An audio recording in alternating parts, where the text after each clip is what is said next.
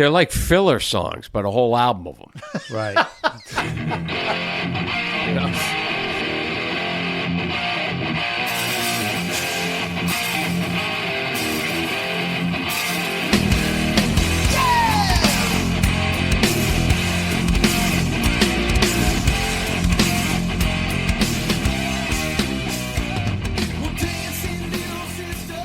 All right, well, let's roll it. Welcome Cool. back to the podcast. Say What You Will podcast. It's been, what are we, in February? And what do you got? Welcome, guys, to the cabin. No rain, no No snow. rain, no snow. Just hot in here. I made the fire a little too. It's cooking. Yeah, no, it's nice in here. Yeah. Yep, for sure. Yeah, Especially cool. the fact we're naked. More comfortable. Are we on? Oh, wait.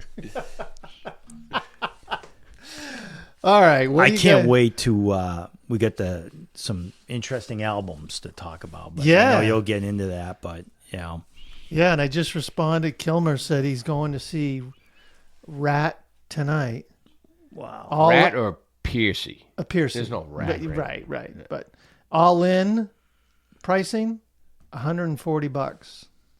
You go see Stephen Piercy? Yeah. Huh. Oof. I was like, Vegas. yeah, right. That He's in stings Vegas. a little, huh? Like, maybe if the band was back together. Yeah, the original lineup. Yeah. But thanks for sharing the podcast and engaging with us. However you have been, keep it up. Keep sharing the love. You guys got anything? Whatever? Or do you want to jump I'll into lead news? off. If you don't mind. So one, it's I guess it's a series of tweets or posts, but I wanted to touch upon the David Lee Roth drama. That's What been drama? going on. Yeah, exactly. And I think for people that haven't been caught up, he's done a couple social media posts attacking Wolfgang or whatever, and I think it's kind of actually, I guess it's funny if listening to it and so forth, and you can find it on your social media handles and whatnot, Twitter. But I started. The bottom line is that Roth is attacking Wolfgang, and he's made some disparaging comments, I guess, against the brothers and so forth, and basically saying the last album they did together sucked and and whatnot. So and I started thinking, my point is, why my immediate reaction was, what an insensitive asshole, right? The guy sends one of these posts like on Eddie Van Halen's was his birthday or something, But then I started thinking, it's like, it does make me wonder, like, how bad did they treat this guy the last couple tours to make him so resentful? You know what I mean? Like, which one is it? I'm just trying to look at it from both sides, Why is he acting that way, For nothing. Well, I don't even think he's aware that he's acting that way. Yeah. Well, I think he has dementia at this point. I really think You think he's got a problem? some Yeah.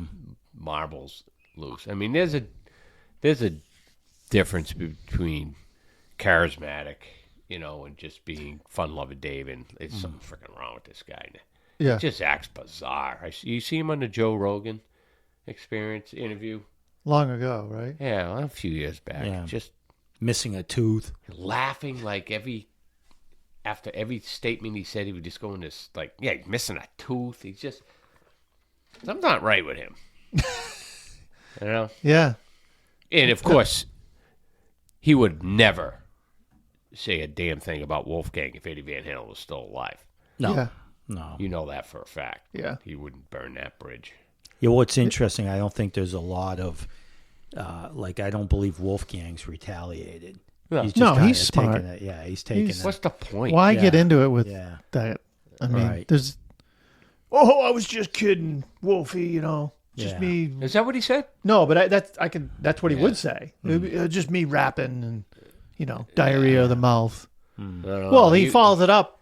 I think the following week was something else, talking about how wonderful Eddie is and Yeah. he misses him and all this. I'm like, don't fucking backpedal. Yeah.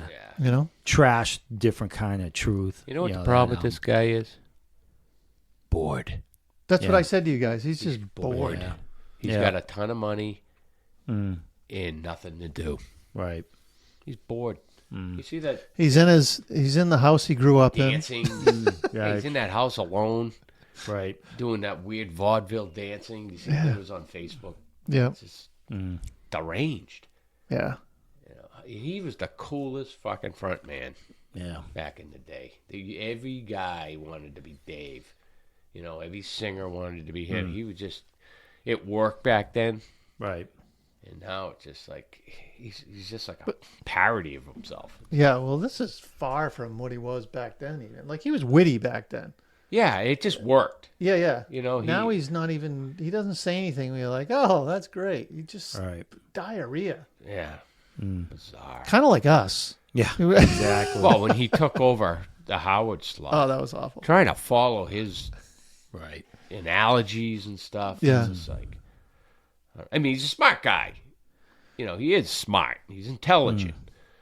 You know, But there's an easier way to get to a point than going down the Amazon River on a yeah, dark yeah, summer night. Well, I mean, when you trashed the last album you did with Van Halen, and that's what he did. He's refusing to allow it to stream and all that. Yeah. He's holding we all know that. the different kind of truth. Yeah. So Oh. so he thinks it sucks and all that, and he kind The of only thing sucked on it is him. Well, what's interesting is that if it sucked then, or sucks now, it sucked then.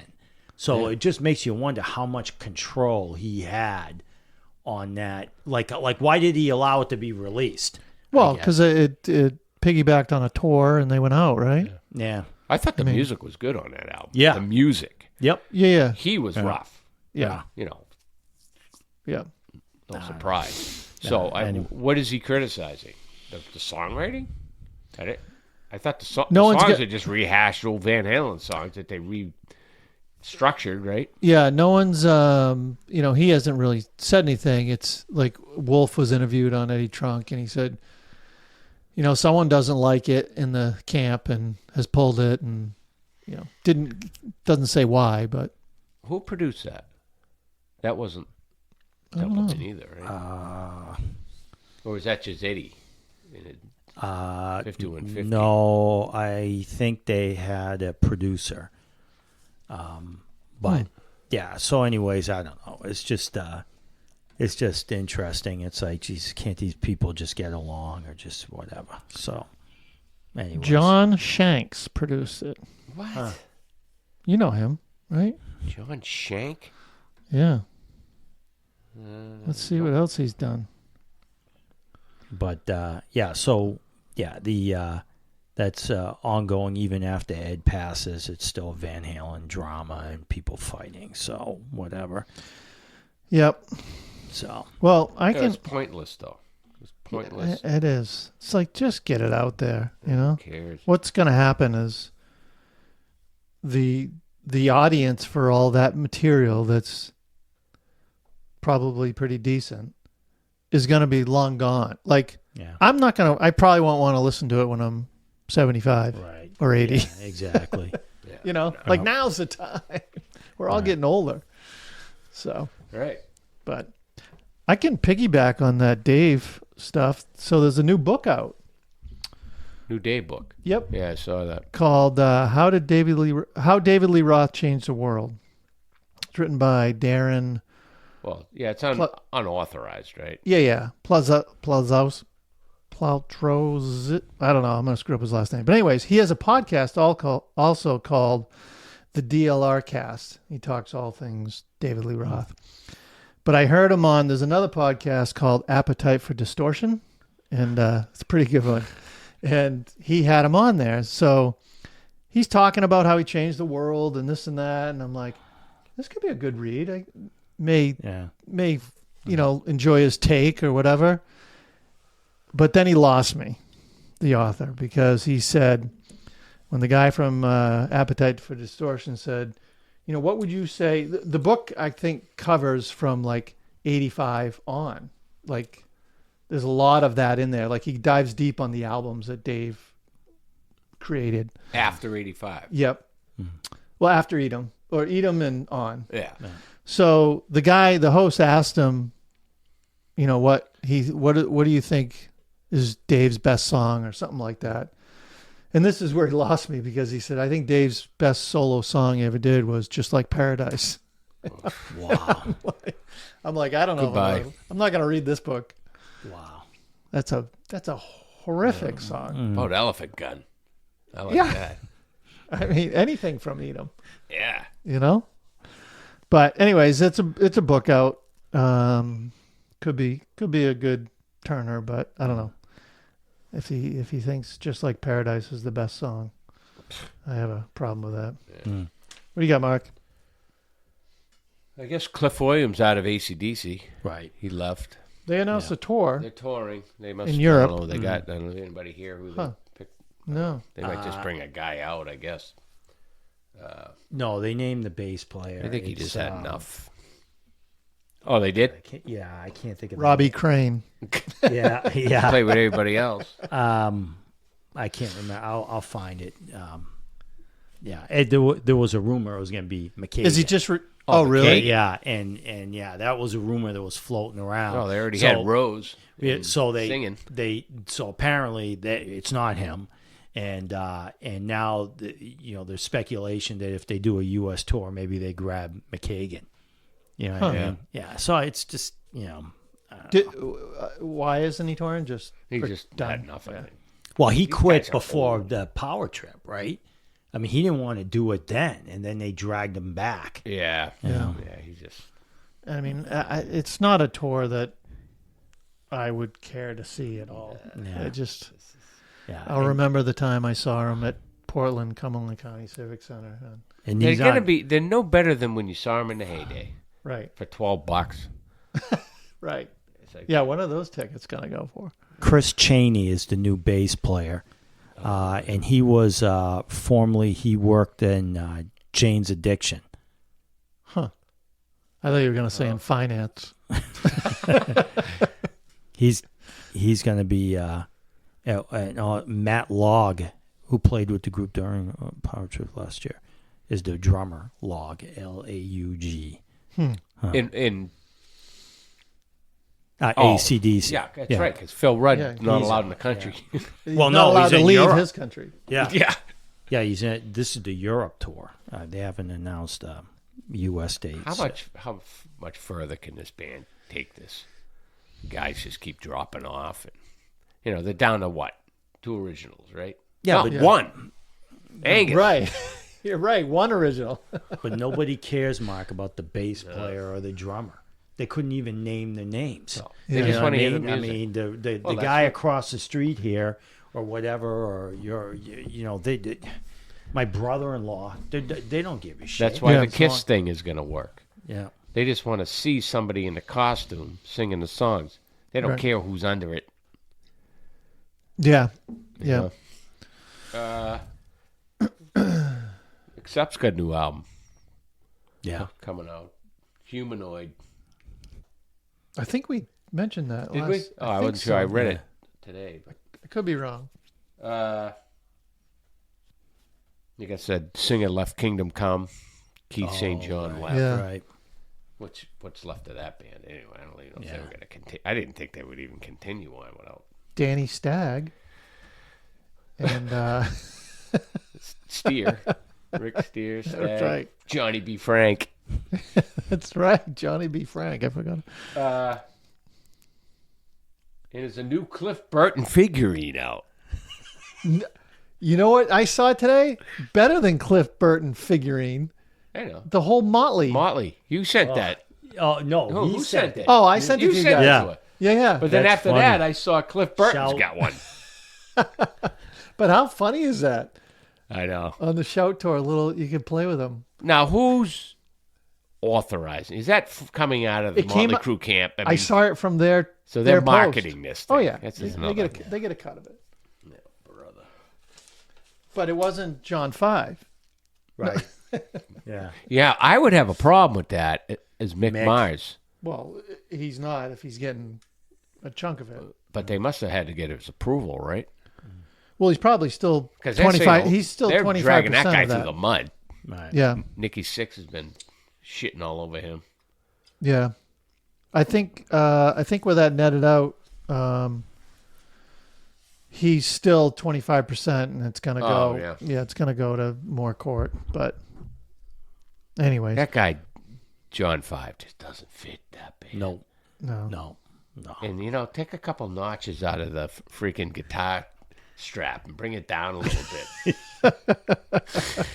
He's like What about the costumes? Yeah, he the wears? dress he's wearing. What the hell? Yeah, what was- Marilyn Hospital Manson. no. You said Oh, you said he It's looked a- like he had that white trench coat. Dracula from Bram Stoker's Dracula. Yeah, And he's wearing the full makeup. Is he doing the makeup? he always because he wears wears some weird sort of makeup. white. or something. White yeah. face. Yeah. I could care less. Who cares? Yeah, I don't. I saw a good documentary. You may laugh, but it's a documentary on John Waite. Oh yeah. It was the really babies, right? Well, From the Hardline? babies Was he in was a Hardline? start. Then he was. They did not Hardline. What do you do with Neil Sean? Oh yeah, no. Was not he? Hardline. No. No, what's that band? Bad English. Bad English. Yes. that one. Yep. But he talks about. Good singer. Yeah. Oh my God, Great awesome! voice. But he talks about the music industry and how it's just so fucked up. Right now. Yeah. No, back back then. like you just didn't see anything. You have a number one single and you're touring all over, and you get back and you got nothing. Yeah. Just these horrible deals, and the labels just freaking made so much money. It was really interesting, but he's in a good place now. Looks great, still singing great. It's definitely worth a watch. I don't know where I saw it. One of the streaming services. What else, Dennis? You got anything? Brett Michaels is back on tour again. He's calling it Party Gras 2.0. That's original. And all I'm going to say with this is, I guess if people buy tickets, it'll continue to happen. You know what I mean? It's like, I went last year. I think I told you guys that. And it was fun. I mean, you hung out. I mean, There must have been a ton of minivans with soccer balls in them. yeah, exactly. And it was, I mean, we had fun and all that, but that's all. I'm done with It's a you know, reason to party. Yeah, that's all it was. It's not the same lineup though, right? No, different. Like he's got Lou Graham, and he's got 1,000 years I think old. he's got a country singer. They're finally nominated though. Yeah, Foreigner Oh. for the Rock and Roll Hall Yeah, of Fame. Should have been in there. Yeah. Well, Lou Graham talked about that. I don't know if it was with Eddie Trunk or something else, but he goes, yeah, there was a beef with Juan. Yeah. I heard that. Yeah. Boy, what a tough interview, huh, Lou Graham? I didn't Like hear that. he hesitates, and he's just like, and Eddie's like, so Well, didn't and he it's have like brain cancer? He had some cancer. I don't know what it was. stroke or whatever. Yeah, but I don't know. It's So, anyways, he so Brett Michaels, not Poison. They play the Poison songs, but yeah, He headlines. He comes out at the end of it. Is that what all these bands go on? He comes out and does stuff. Yeah, and then they do. Or does he come in and out? I thought there was something where they interchange and come in and out. Well, he does his songs, and then when I saw him, it was guys were coming. Like a guy would come, hey, here's Lou Graham, and all of a sudden his band would kick into, Hot Blooded or something, and then he'd leave, and then it's like, oh, guess who else is here, Yeah. and whatever. But what's funny is they had, I think Jefferson Starship was on. Oh, you know what I'm talking about? And the only original member was the bass player, and he was like 80. My mother's 78. She's getting her knee replaced next week. Right? This guy's out there, 80 years old with a bass, and it's like, I swear to God, Derek Mark, I swear to God that they were doing tracks. Oh, really? They weren't. no, they no. weren't singing. No way. Because this guy was up, and it's like it sounded like Michaels too. no. Michaels was real. Yeah, you could tell because he was off the mic, but you could tell with this band that it didn't look like they were. There's no way that old guy could. Yeah. I mean, he was doing lead vocals. I think on. They were singing like White Rabbit, that song from the original Airplane and stuff, and he was hitting everything, and I'm like, too perfect. There's something weird about Yeah. this, Huh. Brett Michaels got to be 60, right? He's got to be close. Close to 60. Yeah. He was fine. I mean, but that's like we kid around like, oh, except there's no women in those well, there's really not a lot of. I mean, there's dudes at the Brett Michaels, but they ain't watching the concert. You know what I mean? Yeah, I know. They're either in line getting some beers, The beer line. or Yeah. the whatever. It was all. I remember so funny quick story. So I went with like 3 other friends, LeBlanc, Pat now, whatever, and we're sitting there and me and Paul are talking like he's doing that every rose or what's that song? Every rose has its thorn. Oh yeah. And so we were like, oh my God, this is, freaking I can't handle. So I'm like, we're kidding around, we're talking, and these 2 soccer mothers behind us, they got pissed. They're like, can you keep it down? Yeah, well, that's This what is it a very important song. We grew like they were giving us shit. And you're outnumbered. Yeah, and they're giving us shit. Like, look at these Piss 2 off guys. 16,000 soccer moms. Yeah. Yeah, right. 16,000 my I ass. don't know. Where was this? It was at Metal. Well, is it called Meadowbrook. Meadowbrook anymore? You know where it is. Bank of Guilford, Guilford, right. Yeah. But they were like, it was like, they're doing like this citizens arrest thing. Like, like you guys calm down. It's not like we are passing, Lighting a off joint M80s or around anything. or snorting blow. You're just talking. You always just talking. And we were laughing because they're like, whatever, and they were like so pissed. I was like, all right, That's awesome. gotcha. Your night out. Good. Well, I mean, he's the soccer mom's Robert Plant, right? Yeah, Yeah. yeah, To them. yep. So tonight at Tupelo, Glenn Hughes. Yeah, well, we I had know, the cast I and know. thought about Yeah. it. I tell We you, were it's gonna coming go, but now. we had a podcast now. Lynch mob's coming. You could have canceled. I'm just kidding. Yeah, well, have you figured out yet if you're around?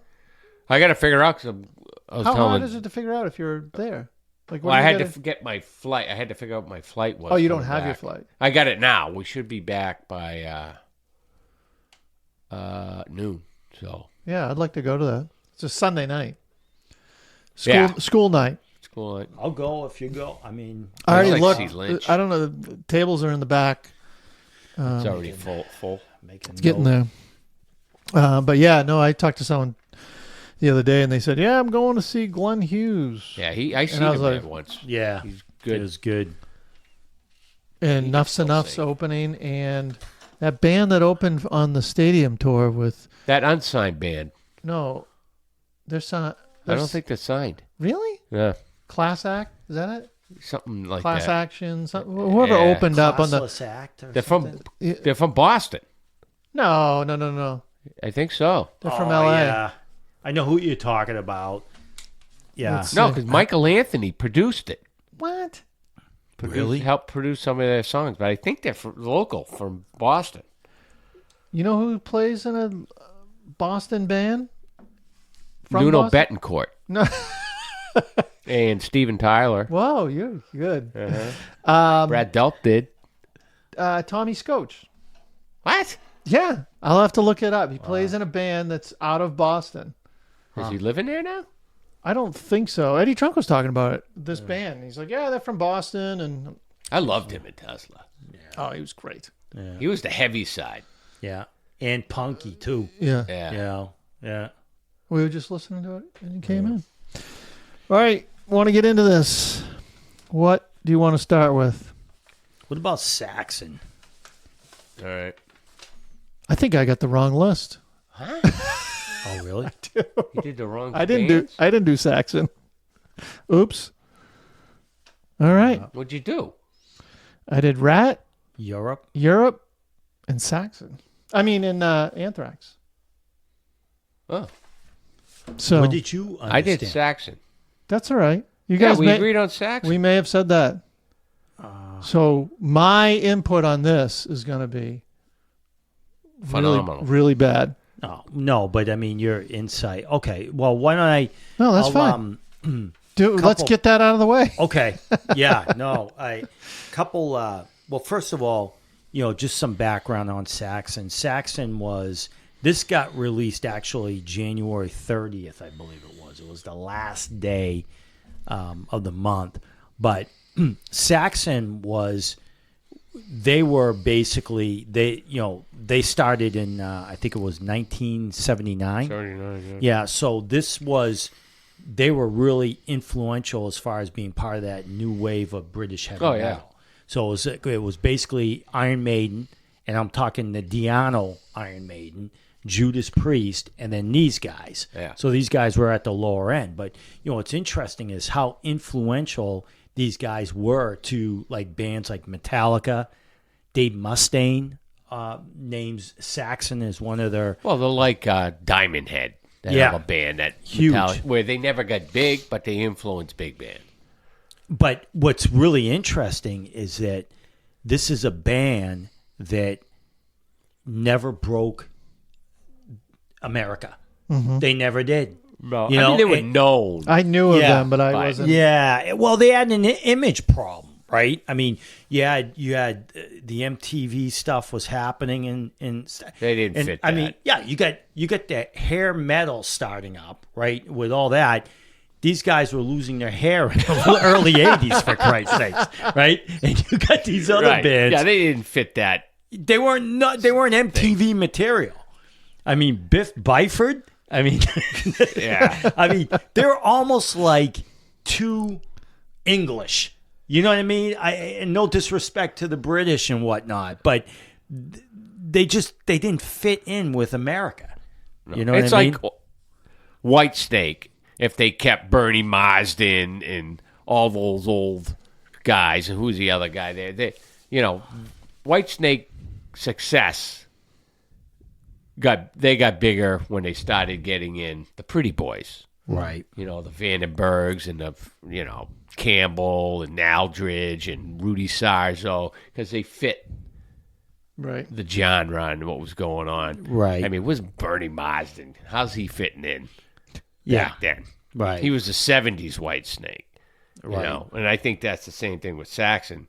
They just didn't have that element. But one of the things to keep in mind is that, like, for folks that have never heard of Saxon or they, remember them briefly, they started in '79. They came out with like 1, 2, 3, 4, 5, like freaking kick-ass albums. Yeah. The first self-titled, Wheels of Steel, Strong Arm of the Law, Denim and Leather, Power and the Glory. That was kind of, they're probably out of that first 6, probably their most popular, I think, Denim and Leather. Oh, I God, knew that. yeah. Power and the Glory was good, too. But interesting tidbit regarding this band. So, Biff Byford vocals, Graham Oliver, Paul Quinn, they were on guitar, good musicians. Nigel Glocker was the drummer. Steve Dawson was the bass player. And I think he's one of the more underrated players in the band, and I think you hear it in the music. And I listened to some of the older albums, and you can hear, I mean, the bass is pretty prominent. Yeah. But there's an interesting tidbit, I guess, that I found out was with the movie Spinal Tap, the Derek Smalls character was modeled after this bass player. No way. Yep. Really? The actor talked about it in an interview, and they said, well, where'd you get the character development?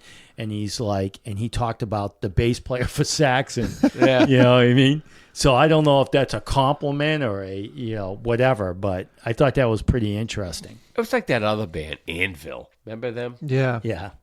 It just They couldn't they get did a that break. documentary recently, Yeah. a couple years ago. Biff's, Except they're American, right? I don't know. Are they were. Anvil, yeah.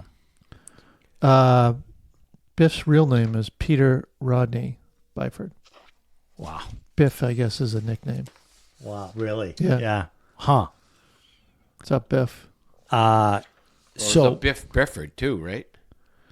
Who was Biff Bifford? well, no, that's the lead singer. That's Yeah. him. No, it's there's another Biff. It's pronounced Byford, actually. It's not Bifford. It's Byford. Wait a minute.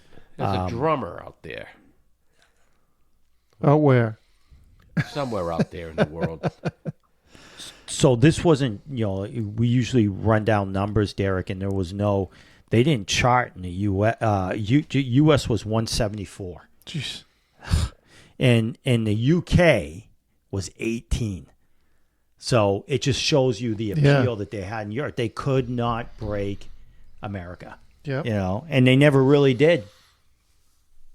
What was that bass player's name again? Steve Dawson. Yeah. Here's a classic photo of him and Biff. Oh yeah, see what I mean? It does look like him. He's got no hair. Right. It's Well, funny. that might as well be Mel Galley or Bernie Marsden. Right. Yeah. Another fun fact regarding Saxon. Originally in 1978, they weren't called Saxon. The name of the band was Son of a Bitch. And Back then, that's kind of... Yeah, and their manager was like, we got to change that name. So. Oh, yeah. Also known as Son of a Bitch. That's fabulous. Those are just guys, Dennis, that don't give up. No. But I mean, you would think you'd want to be successful and get into fall Priest and Maiden and be successful in America, and you have a title of an album called Crusader. Yeah. Well, who's the other band we were talking about? That same, they didn't give a Accept. Yeah, right. Same thing. Yep. Oh, Bevins. I was thinking. Oh, of. okay. Sabbath. Yeah, a little bit different. Yeah. So the producer, Kevin Beamish, he comes in on this. Saxon always had a different producer. Every album, a different producer. Yeah, which is interesting. This guy comes in, and he was famous for doing business with REO Speedwagon. He did the High Infidelity album, and he also did some work with the Starship. So a little bit more popish, right, angle here. Yeah. But they did well overseas, though. I mean, looking at the charts, and they peaked at like 16. You know, Dutch, German 20, Sweden 15, and then they get the U.S. 174. That's what I got. Yeah, it just doesn't take off. Yeah, no, doesn't transcend. But this is a time where we're starting to really look at image. What do you look like? You know what I mean? And and I think we'll get into that deep with RATT and so forth. But it looks like they're going to release an album this year. Oh yeah. What's the title of that one? It doesn't say, but maybe it's More Inspirations. No, that was released in March. That was an older one. Yeah, that was doesn't cover say. songs. I think. Oh, here it is. Go fuck yourself. No, just I thought it's like Hell, Damnation, and like a Christmas album. Go fuck yourself. Do you want us to dive into the songs or whatever? Absolutely. And so, do you have the songs in front of you? You usually lead us off. And that's let me get to that album. Saxon Crusader, Carrera Records, which was we talked about that label. Yeah, if I'm pronouncing that right, EMI. I think who they was were on that album, that label. All right, some we did. Right, one of the bands we did. Side one is the Crusader Prelude.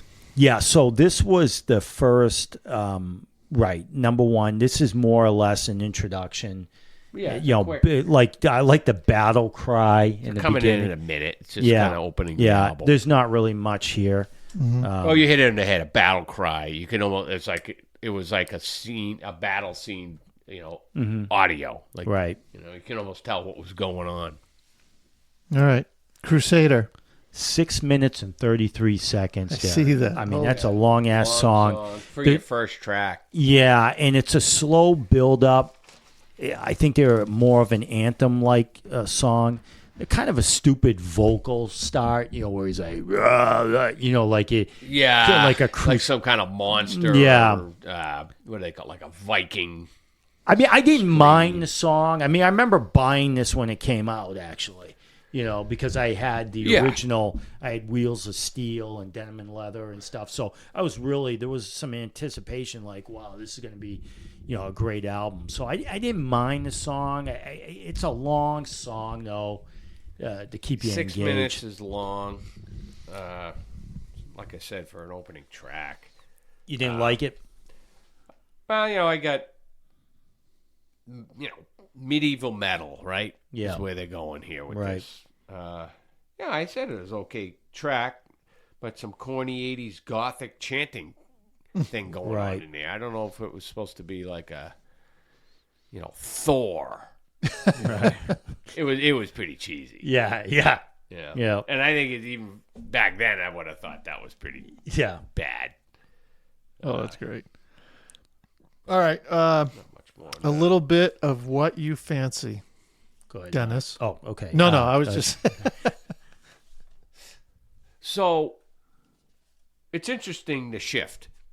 Yeah. From the intro to Crusader, we're going on this medieval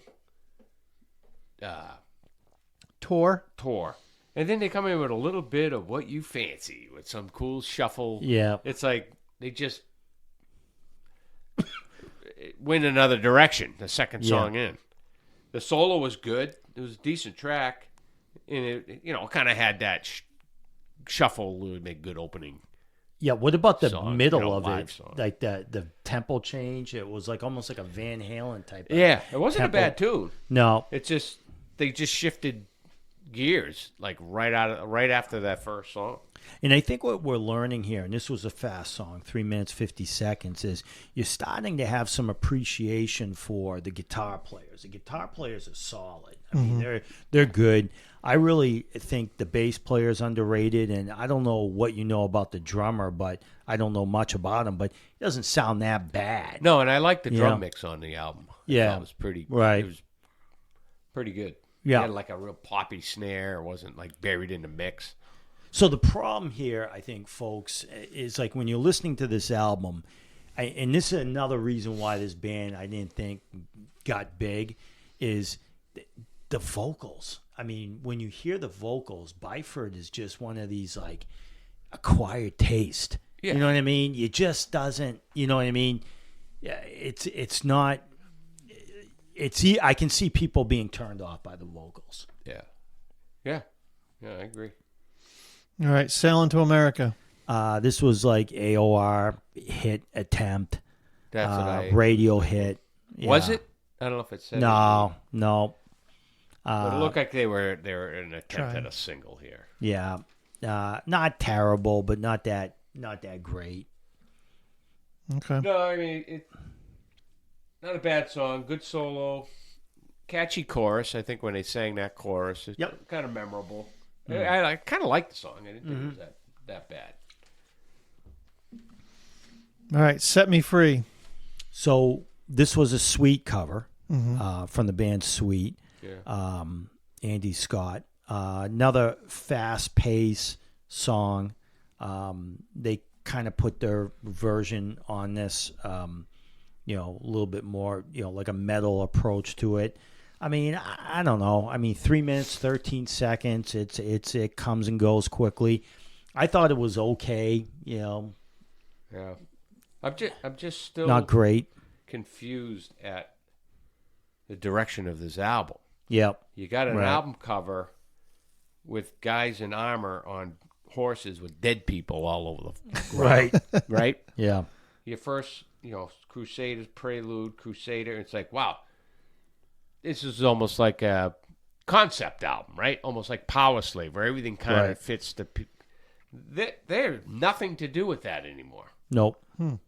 Nothing to do with that song title, the album, the album cover. I don't know what's going on with this, but Well, you got a producer here that's worked with REO Speedwagon, High Infidelity. So he's trying to mold these guys into trying to write those REO Speedwagon songs, right? That's a A little theory. more polished, yeah. Yeah, more polished. okay, but why And- doesn't it affect the album title, the album? If you're gonna go here, with Those Set might Me be Free, battles Bad he Boys. lost. I don't know. He You didn't can't get his combine way the two, on right? everything. You can't say, "Hey, I want to have a medieval Nope, cover." You're right. And then have Sailing to America. Well, even that kind of fits maybe a little, but Yeah. a Sweet cover Yeah. Yeah. has nothing to do with the concept of this album. Right. Right. But I mean, good up tempo track, strong guitar playing. Like you said, the guitar players are good in this band. Oh yeah. I mean, they are There's 6 albums in. These guys are experienced pros. Yep. pros. And the guitar playing is solid from these guys. I wasn't familiar with this Sweet song. I don't know too many Sweet Right. That Ballroom Blitz, right? Is that them? I think so. Yeah. No. 70s. Cool. But quick All tune, right. 3 minutes. Just Let Me Rock. Yeah, so this is side 2 for you vinyl enthusiasts, right? Yeah. I think the drums and the bass and openness are pretty strong. Yeah. You know, to your point, they're mixed better, very powerful, stupid chorus. It really, yeah. I mean, Biff he's got, like, he kind of tones his voice down, or he tries. And I really like the solos in the song. They're slow, but they're in control. You know, and again, we just talked about Oliver and Quinn being great guitar players. Yeah, absolutely. Same thing. Cheesy 80s chanting vocals, right? Yeah. Kind of stepping all over these songs and kind of ruining them. Mm-hmm. But hey, it was the 80s, I guess. Right. It was a little more prominent. I like that bluesy verse in it. The chorus is a little cheesy, too. Yeah. I don't remember exactly how That's it a was. reoccurring theme here. on this Yeah. album. But more solid guitar playing. Right. The music's Yeah. there. And you say guitar playing, but you also include bass and drums in that too, right? Being good. Oh, absolutely. Yeah, Yeah, I mean, the I agree. musicianship is I good. agree. These guys Yeah. can play. Yeah. There's no doubt about it. All right. Cool. Bad Boys Like to Rock and Roll. You want to lead off with that one? Cool riff. I like the song, but not a big fan of these big gang Yeah. 80s That's what I cheesy love. vocals. The sprinkling all over this album. Yeah. You know, well, like you said, it's just that guy Bomish pushing Beamish. pushing the envelope here and saying, "Hey, man, Yeah. you want to fit in, you got to do this." Yeah. Which that's not their thing, No. you know. So decent track. Yep. Nothing else to add there. All right. Do It All for You. Yeah, so this is their ballad. This was horrible. This was just absolutely bad. Yeah. And the interesting thing is not only the band wrote this, but interestingly, this is the only song that producer also co-wrote. He has a co-writing credit. look at that. So go figure, right? I mean, it's so Yeah. obvious, They're right? they're being influenced by That's right. Yeah. the powers to be here. They're Saxon. There's some bands that should just get a pass and say, we don't expect a ballad from you. Right. You know what I Yeah. mean? Yep. It's to stay away from that. Mm-hmm. You know, you'll be accepted as a rock band without a ballad. Right. You know, Megadeth. No one's expecting Dave Mustaine to write a ballad. Right. Let Brett Michaels handle Yeah. the ballads. You know, I like that. You, I mean, even RATT tried to do it. It was just it's like, a certain. He Yeah. doesn't have the voice for a ballad. no. Neither does this guy. Hell no. You know? He's just. It's not the right. Look at even Van Halen. They never really had ballads with Dave. There was never a ballad. He didn't have the voice. You know, more with Sammy. Right. You know. The closest they got was Push Come to Shove or Right. Secrets. Or, Yeah, but it was the way they did it. It wasn't Yeah. cheesy. Yeah. So bad song. Yeah, but I'm surprised it didn't get a little bit of airplay. It's cheesy because for them it was a little more commercial, Right. you know. But Yep. it was nobody ever. That, heard I don't that even song. think they were let in the room, to be honest with you. No, You know, no. and I think at 174, what's that, top 200? Yeah. In those days? It was a single. It was their second Really? single. Their first single was Sailing to America. I mean, you figure these guys, the only reason why people, well, I mean, those 5 releases before this were blue collar rock. I mean, blue collar biker rock and roll. Right. And then they kind of tried to get to a more polished sound. And Yeah, this it is just doesn't work. It transcends sometimes with some of these bands. You can tell how the album's doing when you release the first single on January 30th, which was Sailing to America, and then within a month they released the next single. First one's not getting any traction. Ain't working. We got So Swing that's and a what miss. you do. You try another one. yeah. Yeah. Rock City.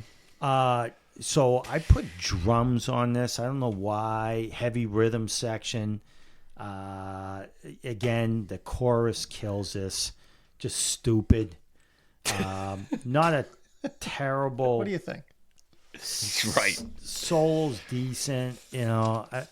It's color by numbers rock too. It's Yeah. like they're doing nothing outside the lines. It's just color by numbers, right? Right. Typical rock song, predictable. For that time era, they weren't setting themselves from the pack. They're just doing the expected, and they're not a good song. Plus the titles, and I know it was the 80s, but Rock City. yeah, It sounds Rock like a City. cheesy, like Page. I mean, Plant's all writing cheesy that. 80s cover band. You know? Yeah.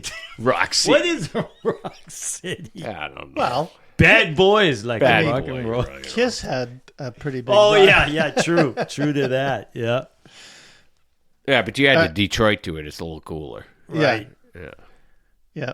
All right. Run for Your Lives. So I'm trying. yeah. What'd you say? I'm trying to. I mean, I thought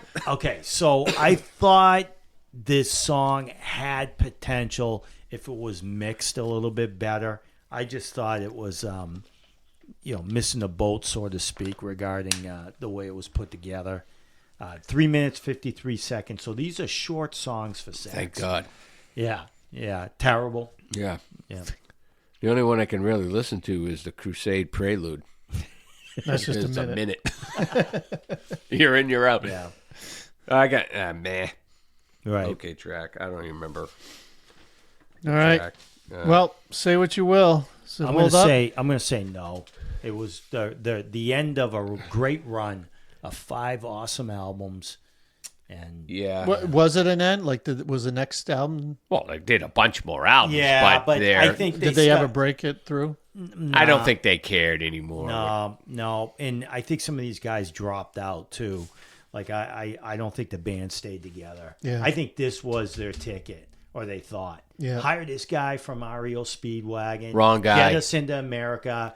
We're going to be the big 3: Priest, Maiden, and they didn't make it. And I didn't see any sales certifications. Yeah. So I don't think they did too When you well. don't see them is because it's probably below gold, and they don't even put them in there. You think they should have went back to the original name? Yeah, I That think would so. be. And hey, listen, I'll admit it. I bought this when it came out. Yeah, but So, you don't bought I'll it because admit you didn't know what it. You base it off the last 4 albums you Well, already I bought. bought it because I had Wheels of Steel, I had Denim and Leather, and Pride Yeah. and Glory. So I'm why wouldn't you buy it? I'm thinking, wow, this is gonna be, and it was kind of a disappointment. And it's weird back in those days, and I remember growing up and you're buying that music that you can hold in your hand and physical form. But you couldn't And preview it either. Yeah, and $13 was expensive for a kid, right? And you're like, you can't return it. No. I mean, you're in, know, and you're just trying to like it. You're trying to like, I'll just listen to it again. And I just could not get into it, you know. Yeah. Mark? No. Yeah. That's a no. It's a no for me. Okay. All right, then. Yeah, it's a no for me, too. I can save you some time. Yeah. Right. I'm not going to go listen to it. Yeah. All right, now what album do you want You to want do? to do Europe? And, Yeah, let's do save it. the best for last. Whoa, you're already saying it's the best? All right, Europe. Wings of Tomorrow. Ah. Go, Dennis. So Jump right in there. So let's just- bring this band up and get a little history. yeah, right. Oh, so yeah, no. no. I mean, released February 24th. I jumped right into the first song. February 24th, 1984. This was their last independent release. This was their second release right before their biggest hit, which everybody knows what that is.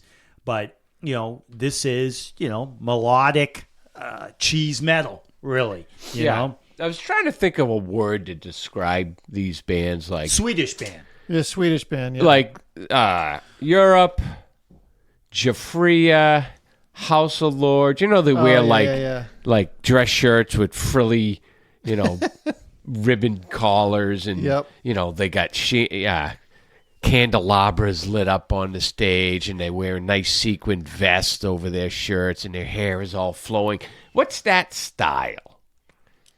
It's not Motley Crue, RATT, Cinderella. It's just that other more prestigious kind of style of these bands. Europe's like that. Saying, but I've never even really thought about putting them in a. But they should be in their own little category. Right. Yeah. And would you say key heavy band?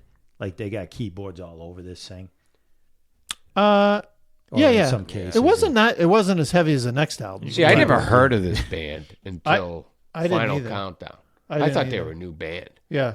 I never heard of those. But this is what release is this? They've had a few, right? This second. second release. Yeah. The third one was the big one. They Final formed Countdown. in 79. Yeah, see, I had no idea. You know how they were discovered? discovered? They were on like a American Idol in Sweden. And Really? and they had two songs that were they liked, and so that's who they got kind of discovered. Here's another interesting fact, along those lines. Well, Joey Tempest, the vocalist, his actual real name is not. It's Rolf Magnus Joachim Larsen. Yeah, Really? That rolls right off the Just tongue. Yeah, exactly. So, it looks like a 4-piece band, and then they have the keyboard player. Yeah, like look at their influences. White Snake, Deep Purple, Rainbow, Thin Lizzy, UFO, Michael Schenker. They're all in that same kind of style, whatever that style, which I love Deep Purple and Rainbow, but I don't know. I was trying to put a finger on but that. Deep Purple and Rainbow and White. You listed White Snake. There's a little bit of a different edge with those guys. Yeah, I love White Snake. They've got a bluesier thing to them. There's no. I talk about it in one of the songs. It's very like polished. Rock, yeah. You know. It's like Pete Busiek likes that style. Those types of bands. Yep. And he was in bands that kind of were like that. Nothing wrong with it. It's just it's a certain style. All right. Yeah. Yeah. So I read something that the drummer, Tony Reno. No, it's Ian Hoagland. It is? Yeah. Wow. Which album? The album we're doing. Oh, maybe Wings of he had Tomorrow. left. Well, no, I read that they actually ended up doing the drums on a drum machine. Okay. Well, It came out in an A la interview. Def Leppard. I got written down here. I go, the drums sound flat, and I put down the drums sound like it's like one of them wind up monkey toys. Yeah. So Wow, that's what happened. He got kicked out, and they ended up doing all the drums on a machine. So, and then I read that. You can't find a drummer to come in and play this stuff? I read that in an interview, and then when I was listening to it, I was like, "Oh yeah," because you don't hear the crash like you would hear a crash. You don't hear a process. Yeah. Process. So that was a little interesting nugget. Are anyone familiar with this producer, Leaf Maces? Nope. And did you say Joey? He wrote all the songs. That's right. Yep. He plays everything. Yeah. Apparently not drums. Yeah, he's got a unique voice, right? Kind of an acquired taste. Yeah. I'm not again, I need some. Yeah, I'm not a big fan either. I need some raspy bluesy elements here and there. Anything else on the album? That's I didn't get. Didn't chart UK or US. I couldn't find any numbers. Yeah, these guys. Because this was an independent release. What are they on? What label? Hot. Oh wait, no, that's on Epic. It was an Epic. Yeah, but I don't think they charted. No, it didn't chart. They weren't known. They were still probably known in Europe, Right. obviously, but they weren't over here yet. Right. Huh. You know. All right. So let's jump into it. Stormwind. Is that like fire gin? Let's just take two words and throw them together. I just That's you what we. know, Truckwood. Mark and I one night, drunk, were coming up with band titles of just That like this. stupid. Yeah, like Stupid. Like just how take can you two come up words with and this- put them just together. put them together. Yeah. Stormwind. I thought this was like they're like almost like a heavy journey. You know, you start hearing keyboards here. The guitar tone sounds okay. It looks like this was like an attempt at a single, or this might have been they tried to do a single with this. Not a great song. No, not a fan of this track. Stupid title. Decent solo. Norm, is it Norum? John Norum? John Norum. Good guitar player. He Yep. plays some really good stuff on here. Yep. It's not my type of. No. yeah, I not- wrote. I really dislike this music. It just lacks feel to me. Like it's too too polished. technical, polished. Right. It's like they're following a playbook type of thing. So Yeah. yeah, I wasn't a fan of the tune. Love the title, but it, Stormwind. all right. Scream of Anger. Fast tempo, heavier song. There's like a little bit of a distorted riff with Norum's guitar playing. Yeah, a little bit over 4 minutes. You know, I don't know. I just nothing there that really resonated or No. you know riff. You know, Well, you know, no I hooks. made a note here. Nice double bass going on, but now you're telling me it's fake. Yeah. Yeah. So, I was like, I told this you. guy's perfect. Told you. I told you a wind up monkey toy. Yeah. Well, Mark, I wrote the this. drums. I wrote the Right. same thing, and then I was like, as I was writing it, I was like, wait a second, it's a drum machine. Yeah. I didn't know that at the time. I thought the mix is crappy, too. It's not good, but it's probably because of that over-processed I drum wrote the sound. same thing. I said it had a Loverboy feel a little bit. Yeah. Yeah. Okay tune. It was all right. Good little riff, and the music is more rocking.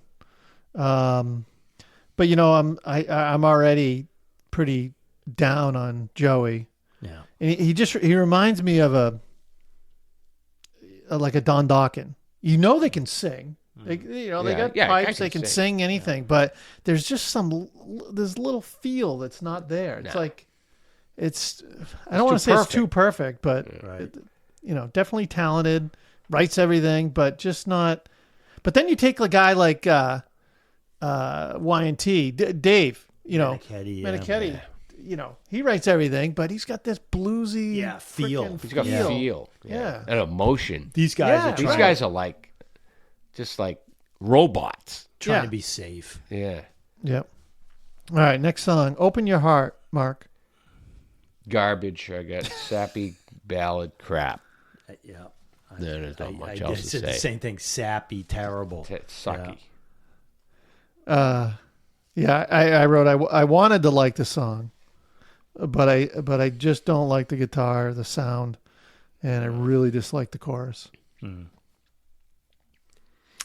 All right. Just not well written. These songs aren't well written songs. Yeah. You know, this is a guy, and we've had this discussion before, where some singers / guitar players need a producer.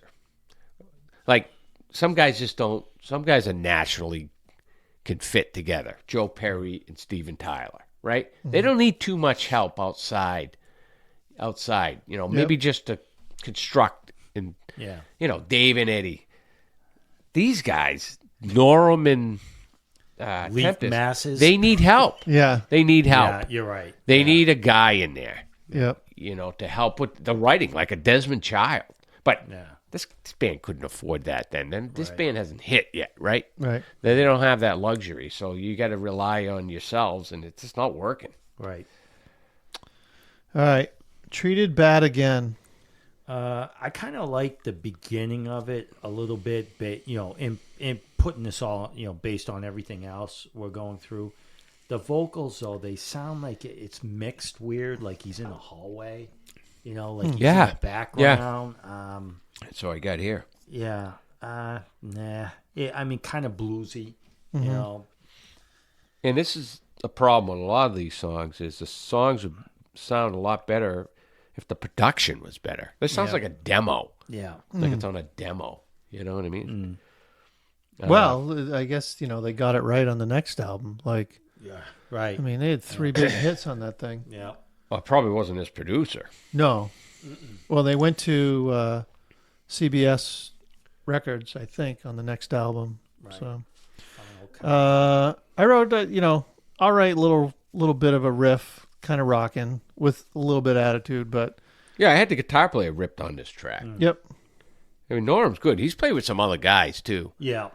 He's been in some other... Was he in Whitesnake for a while? No, not Norm. No. He was in some other band. Oh, he was in Dawkins, I think. Or Lynch Mob. Or I think he played with some of those guys. Later, So Yeah. you know. yeah. So Final Countdown was in released in Five. '86. Oh, Yeah. So that was the. I'm just trying to. I'm sorry. they I'm had just that, Carrie, and But producer was Kevin Elson. Engineer mixing. So they I don't even know they who went that a is. totally different direction. Yeah. all right. Next, the last song on side 1, what do you pronounce this? Alpha? Aphasia? Alphasia? Yeah. Isn't that like a zit cream or something? No, isn't that Roche? What do they call it? Rosacea or whatever. Your face gets all red and blotchy. Rosacea? Rosacea. Sound like I Sean don't know what Connery. they call it. Yep. It's an instrumental, right? Yeah. Yeah. So this is Norm, right? Yeah. I wasn't impressed. There was nothing really that like, oh my god, this is an eruption. So this guitar, No. I didn't realize this guitar player did an album in '92 with Glenn Hughes. Especially this guy's been around. Yeah. He's played with a lot of different guys. I think he's well respected Yep. in the music industry as a player. Huh. I got He also, Mark, this is what you're thinking. He also replaced Lynch in '97 and played in Dawkins. yeah. Yeah. So he's played with some guys. Yep. Yeah, I got typical 80s Euro victory instrumental guitar player, playing. And the drums sound like shit on this one. But I didn't know they were Machine. machine. Right. Yep. Nah, nothing there. All right. The Wings of Tomorrow. Oh, excuse me. Just Wings of Tomorrow. Wings of Tomorrow. Heavier rock song, silly chorus. I mean, based on everything, not awful, but Yeah. That little nothing here. that little call and response in the chorus was horrific. The ride the wings of tomorrow. Tomorrow. Yeah. It's like, geez. Yeah. I mean, Norum plays well, Well, that's what I got. The backup vocals By are himself. really bad in this one. But Norm's keeping his album somewhat Yeah. glued together, but it's really starting to fall apart. So you're not a Joey fan. I don't Either. like his Yeah, me style neither. singing. Never liked that. Yeah, Yeah, well, like you said, he can sing. yeah. It's not a problem as his Musicianship. ability. Right. It's just not my type of singer. Yep. I wrote not a bad verse. Can't stand the keys in the bridge. Good solo, ripping. Yeah, he's good. The rhythm changes in the solo are good, but not a great No, thing. Wasted time. it sure is. Kind of rumbling song. The bass almost sounded like this Maiden attempt, Iron Maiden. Like just this song just goes nowhere. Well, it's there, which I knew they were going to have a Storming the Castle song. I got the Castle Storming Gang continues to grow. Yep. How many rock stars are heading towards that castle? I wrote the same thing. Storming the motherfucking castle. Home in a castle. Yeah, not good. And I don't know if I told you guys yet that I'm not that much of a fan of Joey's voice. This one didn't help. All right, Lion Eyes. Nice. Okay track. Not into Tempest voice. Well, fast tempo. Yeah. This music feels like they're writing songs to just write songs. Yeah. Like, you know. They're like filler songs, but a whole album of them. Right. You know? Yeah, no, I agree. I can't believe they got signed to another label and given another I know. opportunity after this one. Yeah. Yeah. But, you know, in retrospect, after Final Countdown, they Still, were done. They didn't go Yeah. anywhere after that, Yeah. right? Well, Well, I mean, I think the they made a industry lot of was- albums after.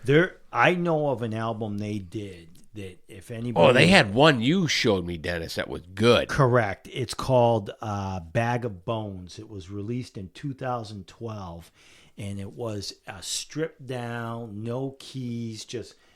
And the producer, though, one of the biggest things I've learned about doing this podcast is the impact of the producer on the music in the album. Absolutely. The producer of Bag of Bones is Kevin Shirley. And Kevin Shirley had worked with the Black Crowes, Aerosmith. He did the Black Country Communion albums. Oh, yeah. That was great. all Kevin Shirley. So really great. He also did some work with Dream Theater. He also did work with Rush. And he did that album. They hired him to do it, and he basically just stripped them down, like just just raw, bare bones, and it is good. I mean, his voice is his voice, but the music is like almost like a harder edge. I wonder if he's writing the tunes. You can't find the album streaming.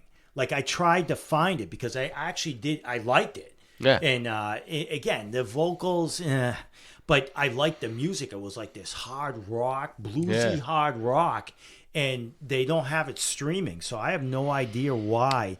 But, people, Bag of Bones, 2012. Yeah. I got it on a CD. Yeah, because I remember you played it for me. Yeah, it wasn't It was bad. good. No, it was good.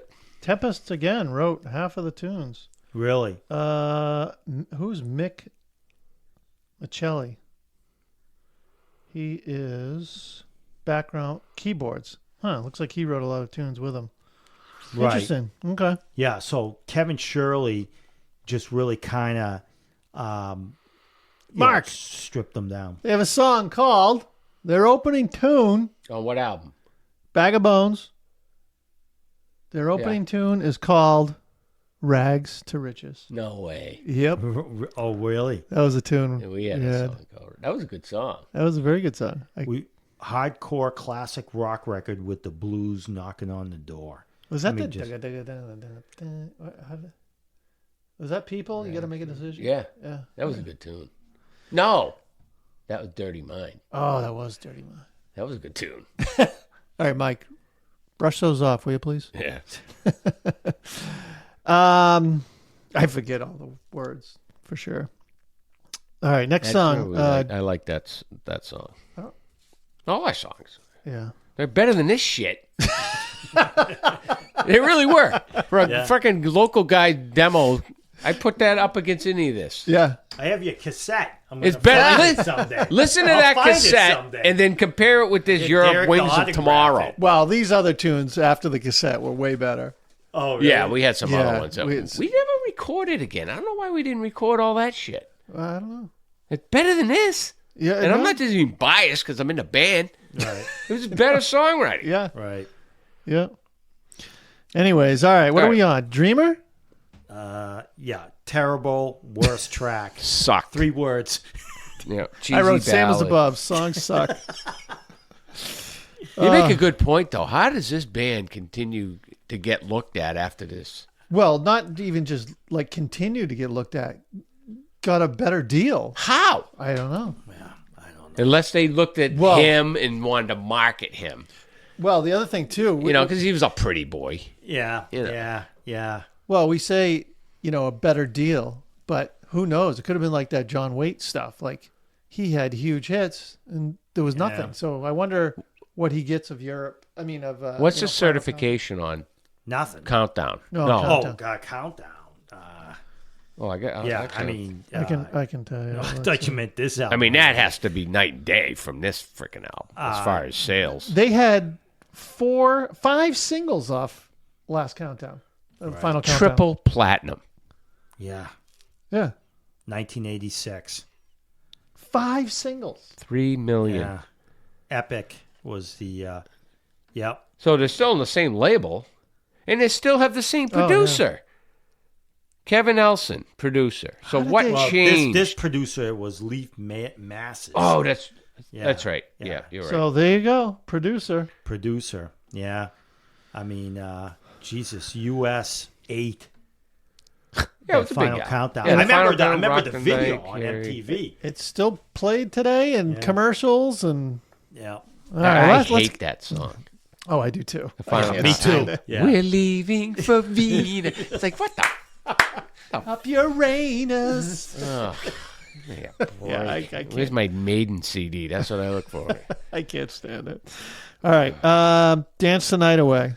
So, I actually like the nice opening of this song. I thought it was kind of like that Rainbow with Dio vibe. Well, I like Eddie's tapping. He does yeah, a really he- interesting tapping thing in it. Well, the thing is Get out of it. Are you picking up on that, Dennis? yeah, I know what he's talking about. Yeah, off the second album, but I don't think I don't think the song title matches the reckless pace of the song. No. To dance I thought Away. Dancing Night Away we're gonna get into this, like, maybe. Well, how do you name a song after a classic What's I put right here? band, classic song? It's like That's me true. me walking in the band room going, all right, guys, I got a new tune. It's titled Ramble It's On. called Enter Yeah, Sandman. I mean, You how ever do heard you- it? How do you do that? Yeah, I just rambling wrote on. this song Yeah. called Stairway to Heaven. Yeah, That's what I got right here. I go, this song title should be left alone. yeah, Right. Some bands, albums, songs, what you don't touch their titles. Yeah. right. And this is one of them, Dance the Night Away. And you're only talking 80, 81, 82, 4 or 5 years since that song was written. Yeah. It's not like it was 30 years later, Right. Right. you know? Dance the Night Away. See, this is where the producer says, hey, dummy, Yeah. Change it. you can't call it that. Call it Unchained. Jesus. Yeah. Leaf Masses. Yeah, he's working. He just made my foot long at Subway the other day. Call it Sleep the Night Away. Or, Yeah. Yeah, You can't do that. So you love the song. yeah. Actually, I wrote it's. I think it's not one- bad. The I think it's guitar one of the riff better in the songs. opening was yeah. good. It's their best song on the album, Yeah. right? Which happens to be their last Well- one. So, The riff. It feels like Rainbow. yes. Yeah. Yeah. Well, that's one of their influences. Yeah. Right. You know. So all right. Well, Is that it? Is that the last yeah. He does this little Eddie harmonic thing coming out of the solo. Blah blah blah blah. All right. Say what you will, Mark. No. Nope. Oh come on, you guys are so harsh. I wouldn't listen to this unless I was forced to listen to it. It'd be a good torture mechanism Yeah. for Yeah. some people. Right. You know what I mean? Yeah. All right. Tell me where you buried that, or you put this album on. Well, they do that, right? They play in Guantanamo, don't they? Put people in freaking cells and play like heavy metal music. To play this, it'd be Yeah. worse. Yeah. Right. Yeah, exactly. All right, last one. Rat out of the cellar. All right. Yep. So Rat out of the cellar. Debut album. They had the EP that came out Yeah. before, but I don't know if they. Was this like a Motley thing where this I was album just came going to out? say that. It's and pretty then- much the Yeah. same thing. And then the EP was released. Uh, Yeah, because Yeah, it came out after. Self-titled. Yeah. yeah. So, in my opinion, this release was significant because this is when the hair metal scene, the Sunset Strip, it officially started after this. Because Motley, You said it after an album we reviewed earlier, so Motley? it started back then, not now. not now. Well, you got Motley's there. Yeah. Motley does shout. We're trying to figure out what this is all about, right? Motley Crue going, holy crap. Dawkins already there. You know, they're doing they release their album, and then here comes Rat. Party ass rock. And, Yeah, this is like kicking the door open I for the think scene. this started it. I really do. You know? But I don't think what's interesting about Rat is like I don't know of any other bands that tried to be like Rat or sound like Rat. Can you think of any? No, Well, they didn't the have- copycat thing didn't really start until Poison. Then they all wanted to start Right. that thing. That's right. Or they'd want to mix it, you know, like a mix of Van Halen, Motley Crue, and Poison. Yeah. We want to kind of like take all these, you know, elements. Yeah. You know, we want the blonde front man. You know what I mean? And Yeah, but I think Rat here, they're coming out with this party music. It's all about fun, sex, women, partying, and there's videos involved, so they look good. Oh, they hit MTV perfectly. Oh God, yeah, I just say so. Oh, yeah. We just reviewed an album with Saxon that was released pretty much the same time period. It was good, the polar opposite. Yeah. So the recipe for success was obviously this way, Right. Here. Saxon didn't see that, you know, or whatever. And but I believe the big three, Dawkins, Rat, Motley, they started that Sunset Strip, California rock scene, and I think it really this is the next band. I think this is where it takes off. It's Yeah. their best-selling album. It was huge. yeah. Well, this is when bands around the area over there started really picking up on the Steining bands out of here now. You know what I mean? Because you had Right. Van Halen, but then there was not much after that for a while. Then you had Motley, but You had Wasp trying to do you know, that thing. kind of here. But then when Rat started to come out, then people were starting to notice. Right. Wow, we got to get a band. You know what I mean? There's Yeah. like, they're starting to sign bands out of here. You know Yep. what I mean? But you got to think, there weren't a lot of LA bands that really made it successfully out of how many thousands Oh, of bands. yeah. You went out there, Derek. Yeah. How no. many thousands of bands were out there? It was nutty. And you can count But- all the successful ones on two hands, right? Right now, yeah. There weren't a ton of them. And Rat had way better songs than half of the bands Yeah, that even made it even after. Yeah. Like, yeah. it's so funny. You were talking about Desmond Child and Jovi. They needed help. They needed it. Rat had some great tunes. Yeah. And they had a good producer, Bo Hill. Yeah.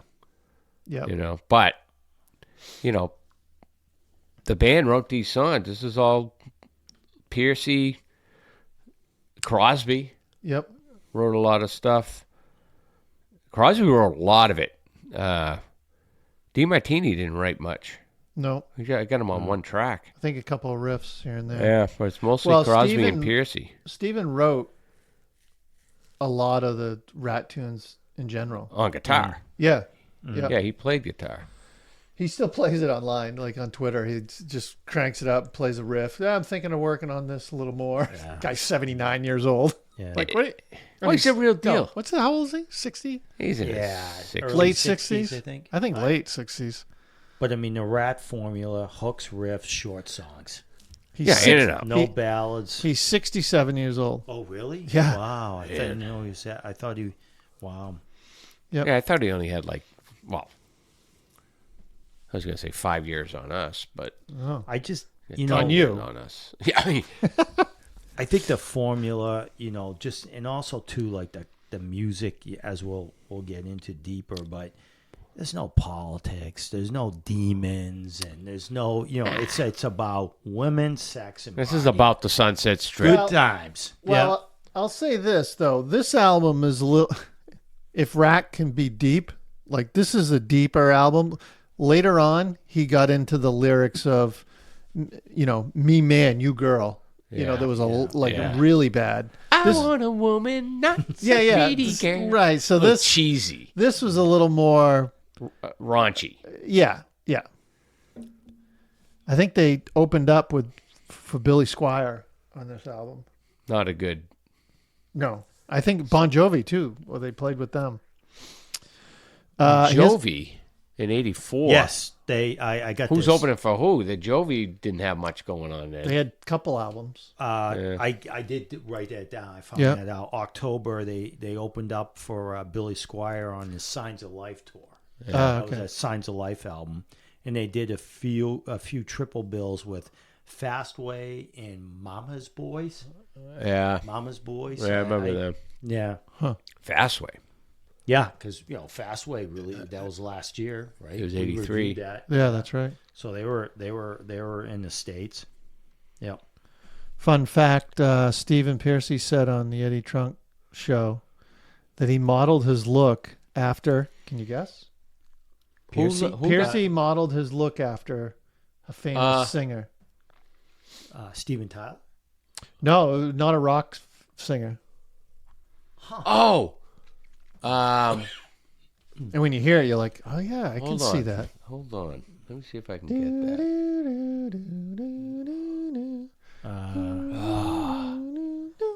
Damn, I know who it is too. Singer. Nah, tell me, I know what it is. Adamant. Adamant, yeah. Damn it. Really? Yeah, When you watch his moves, you yeah. can see that. Wow. In the wearing the things across his body, like the Yeah, clothing that The was. paint. He did some yeah. stuff on his face. So this album did triple platinum, Yep. USA. He, I will say this: he's older than Vince. Vince is 63. He's singing way better than Vince now. Now, who is Yeah. it? Not a huge feat. Yeah. I guess Bon Jovi's having some vocal issues. Yeah. He did on Yeah. the last tour. Right. Yeah. All right, let's see what else. I got anything else? Nah, I mean, I just think that obviously we're gonna learn, or we're gonna talk about DeMartini and his role, his guitar playing. I mean, he's kind of really asserting himself as almost like the next guitar. God's a little strong, Yeah. but hero Up maybe. there with Lynch. And, Yeah, he's Yeah, they're all in really there. identifying. I mean, you also have, kind of like another underrated player, and that's Crosby, obviously. Who's doing double duty He was doing double with Dawkins? No, He- Juan. Juan Crucier was Juan in was Dawkins. Oh, who you? Oh, you said I'm Crosby. talking Yeah, Crosby, yeah. but Crosby, we forget. I mean, DeMartini, gets obviously people, he gets a lot of the credit.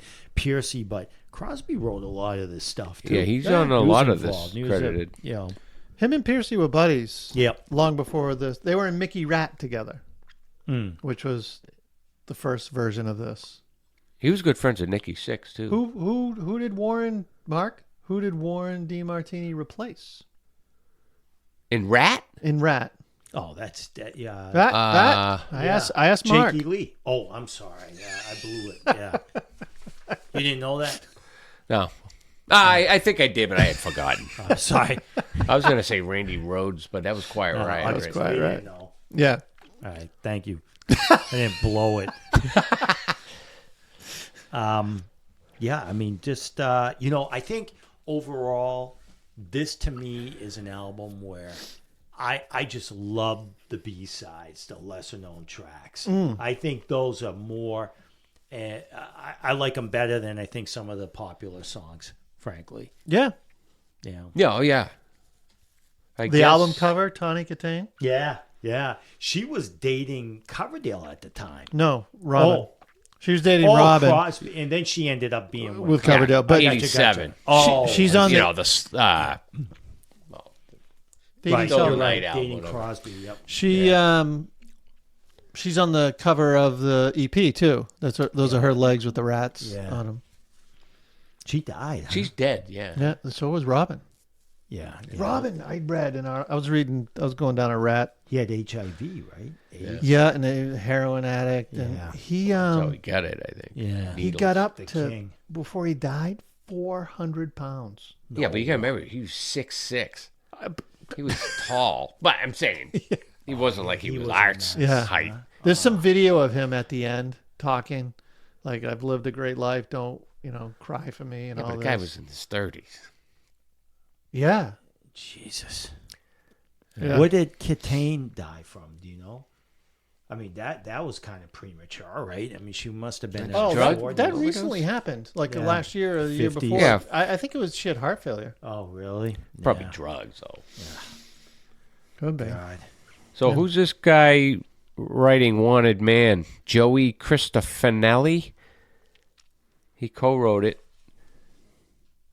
before Juan Crusader was in the band. Yeah, I don't know. I don't know what happened there. We got anything else on the album? Do we want to jump in? I think that's about it. You're looking up that guy, see Yeah, who he is. yeah. See if I pull up bassist. He's a bassist who played in the bands Magic, Rough Cut, Mickey RATT. Yep. So that he probably had something to do with that. Yeah. Oh, All yeah. these guys. I mean, in L.A., I'm sure they're all I think partying, Mickey- doing drugs together and Mickey Yeah. Rat was down in San Diego, okay. and then they moved up. Well, he came up and saw Van Halen and then went back and said, first of all, we got to tighten up our Get our shit together. get our he shit also together. Co-wrote "You're in." You're in trouble. He was involved with the "You're in Trouble." That was song. from the EP. Yeah, on the EP exactly. Not the but yeah. So Same song. They just redid it. Yeah, Yeah. Back for More, too, right? Was Was it Back for More? I think No, it was on the EP. no. I think lack of communication. Back for more. Yeah, you're Yeah. right. Yeah. All right, let's jump in. cool. First song, "Wanted Man."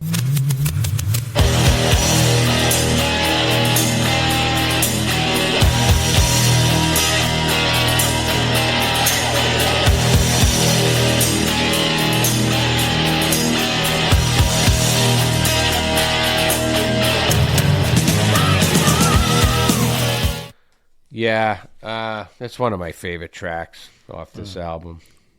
Great lyrics. DeMartini rips on this. I love it. And it wasn't like a normal, structured Europe type song.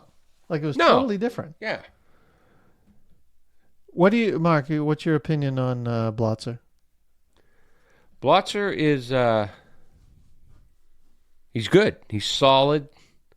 He's a little unorthodox. I think he used to play like traditional grip with his, Oh, really? like the jazz Yeah, players. like Stuart I've Copeland. seen him. Yeah, exactly. But he's good. I like him. Big ass toms. Big ass Tom. Oh, yeah. I remember. And he's got some Simmons drums sprinkled all over this Yeah. album. Electronic drums Well, mixed the in. intro. The intro of the song. Yeah. But then he goes to regular ones. Yeah. Where, like with Alex Van Halen, the whole album was, Yep. that. Yep. I think everybody. This is something that's going to reoccur and throughout the whole album. It's a short song, 3 minutes 37 seconds. His band had one song on the whole, or two, over 4 minutes. They're Yeah. all small, short songs, but very tight. You know what I mean? Like a tight band. Yep. Like the guitar playing, the DeMartini and Crosby. I just put wow. Yeah. Well, I think a lot of reasons Classic. these songs are short is because these songs aren't prolific. You know what I mean? They're not writing Stairway to Heaven. They're, they're Yep. writing, But- She Wants Money. I mean, you can get through that pretty quick. But like way back, like light years ahead of Motley writing. Like their songs had grooves. Yep. And Yep. I don't know. I think Piercy too is like one thing we're gonna see here is you can't say that he's a great vocalist in a sense. He's not Steve Perry, right? It's cool. But he's got this style and this attitude, and Yeah. it's just freaking great. Yeah. And I think that he's also it's like a slower, like well-paced type of the way he enters into a song, and some of these songs like The structures are great. yeah, he allows the band to like he doesn't come in quick. You know what I mean? It's He like doesn't come in like oh Christ, what's his name? Quiet Riot. Like Oh just- yeah. Listen Right. to me, DeBrow. he just starts. DeBrow starts full tilt where he doesn't. No, Piercing. he knows he's got a great band. Yeah. So it's like he lets the song breathe. yeah, it's almost like starting up like an old truck and it's running and you let it warm up and then you go. And then that's when, I think he's just so disciplined, like with his voice, and then, like I said, no one's saying, oh, he's hitting the high notes or anything like that. But he's like, the singers we love aren't like, outside of probably Robert Plant, like Jeff Keith. They're not known for being Technical. But I love They it. have bluesy elements. Bluesy that- feel in their singing. Yep. Right. All right. Next, great song, right? Oh, Great classic. Okay. Next song, You're in Trouble.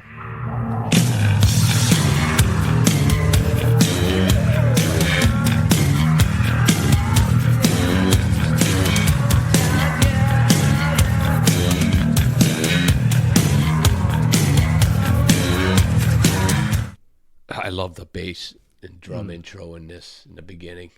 Yeah. That's Well, that's what I great. mean. Like, they're Different. different. Yeah. And you could see them extending that live, you know what I mean? Getting the crowd going, just letting that bass and drum go Yeah. for a while. PSC talks to the crowd, Yep. gets them going, There's good grooves. track. The bass line, the verse is great. And, more D Martini. D Martini's all over this album, right? It's one of the shortest songs on the album. Third, 3 minutes, 16 seconds. Yeah. So it's in and out. Good song. Yep. I wrote again, way more grooving than other bands at this time. Yeah. But like you said, the structures were different. They weren't so predictable, Yep. Mm. And I love Piercy's voice way better than Joey Tempest. Same, yeah. Yeah. Because you're not talking about Perfection. perfection. Yeah. Right. Which sounds bad to say, like, he doesn't have perfection. But Dave didn't have perfection. Tyler didn't have perfection. No. Plant didn't I have, love those guys. Yeah. Even Kiefer, Yeah. Right. Yeah. And Warren, he's just got some awesome fills just here and there. It's just great. Good tune. A little ditty called Round and Round.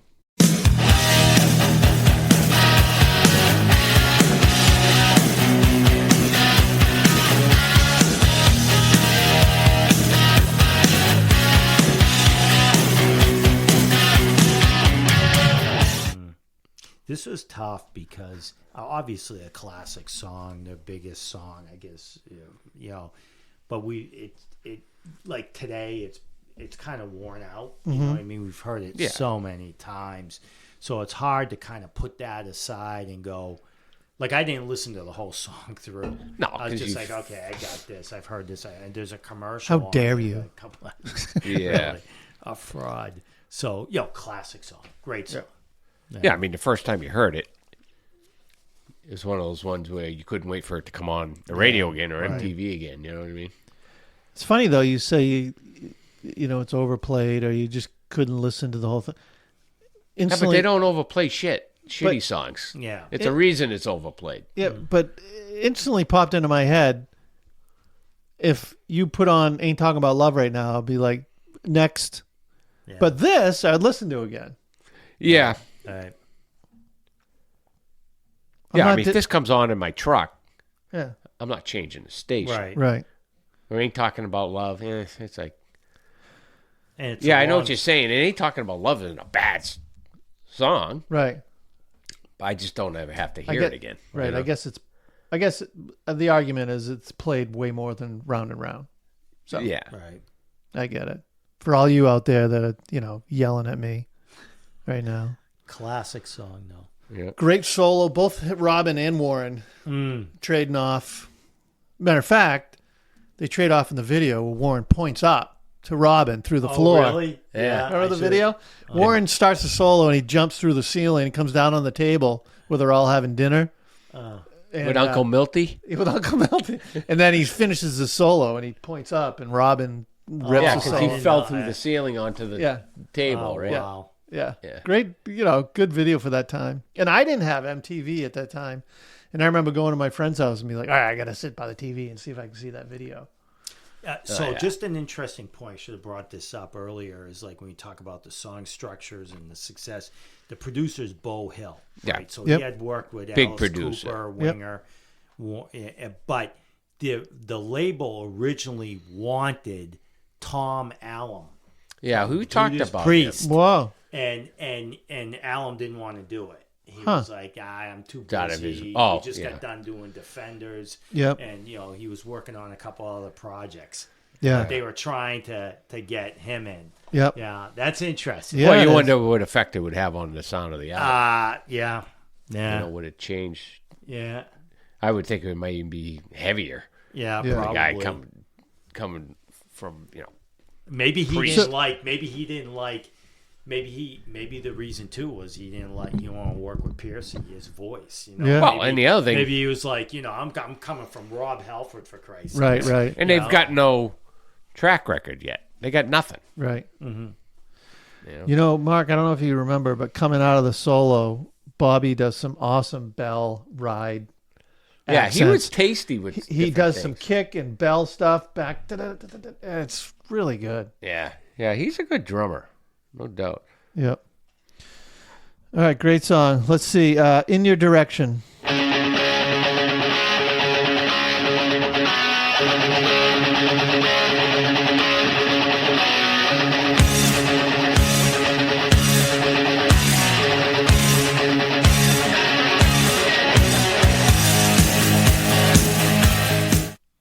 Another great song. I guess you could. Great opening. Then there's a tempo change into the riff, which I think Yeah. is cool. Right before the solo. Yeah. Yep. Nice tempo shift. Did you notice that tempo shift? It sounded like Wrathchild from Iron Maiden. Yeah. That's That's a good point. In the beginning, riff is Looks a Kill. Say that But again? slow down. In your direction. Oh, I think we haven't we. Not when it goes down. Right. Well, that's funny because that on the first Dawkins album they had a Looks a Kill riff. Yeah, this one too. Listen to this. In your direction, it Looks a Kill slower. Yeah. Dun, dun, yeah, I hear it. Yeah, and he even does that little slide up. Yeah. Yeah, interesting. Bobby does some cool little snare work, little fills on this that I totally dig. And they drop the second guitar for half of the verse, and then it kicks in and comes makes it back even in. heavier. Yeah. But good tune. She Wants Money.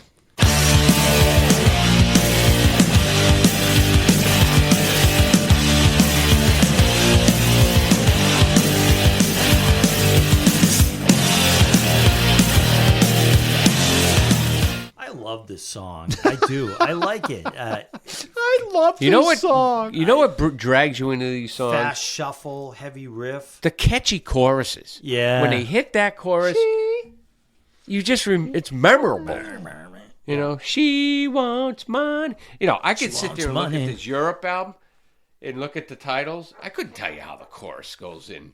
Just Let Me Rock, or was that Saxon? It's like, Yeah. but you look at all these songs from RATT, and you can sing the chorus right in your head now, Yeah. without even hearing the song. 3 minutes.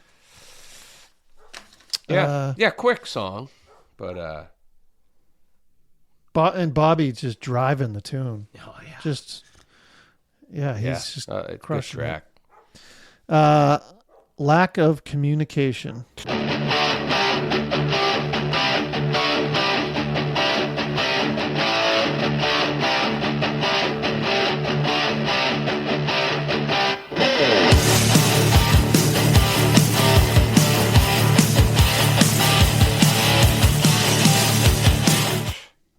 It's one of my favorite tracks off the song. too. Mine It too. just sounds so like he angry. Oh, he's just You got know, some riffs.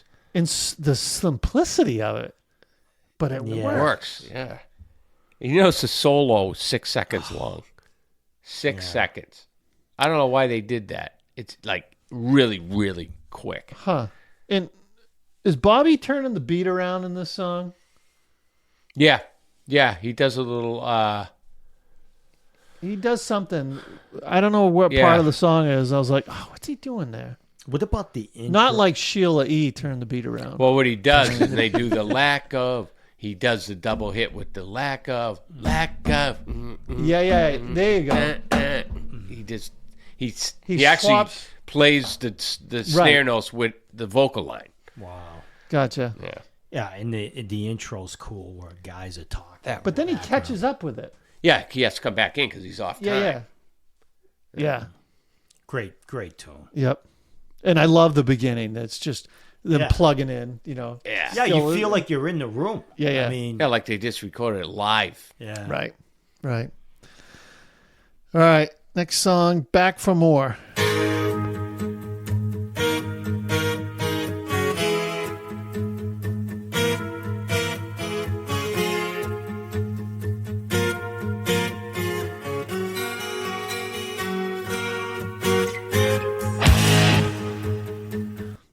Jesus. Yeah, another great track. God. More great D Martini Yeah. shred fest. Yeah. I mean, Different layers with the guitar playing. And the solo's kind of like in control. That's the other thing too, like with their solos. It's not like a speed fest. Well, it's structured. Yeah, It's not just yeah, all over the yeah. place. Yep. Which I guess we had talked about that with Doc, and the problem with George Lynch was George wouldn't know when to stop soloing or when to come in right, Yeah. and just like all over it, and just like no structure. And like, I think Don Dawkins said he'd go into the studio and have to freaking re-record the stuff after. Yeah. Because Lynch, which I don't know how much it is. You believe, you know what I mean? Right. Because there are another two guys that hate each other, right? Yep. Hysterical video. It's got Tommy and Nikki in it. As cops. Yeah. Great tune. Great solo, great outro solo, tasty harmonics. Yeah. Oh, yeah. Great He tune. does have those harmonics. He's got those Yeah. in a few songs. Yeah, He does those harmonic taps or whatever. it's awesome. Yeah. Next song, The Morning After.